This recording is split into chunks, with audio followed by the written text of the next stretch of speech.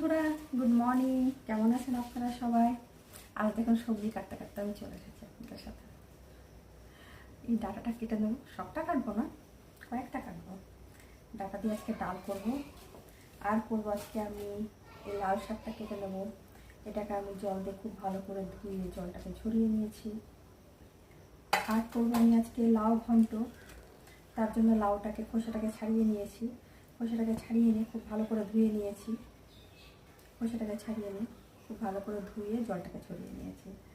তো আর করবো চিংড়ি মাছ। তো সবজিগুলোকে আমি আজ কাটবো আর আপনাদের সাথে একটু গল্প করি। আপনারা কে কোথা থেকে দেখছেন বা কমেন্ট করেন অবশ্যই আমাকে জানাবেন।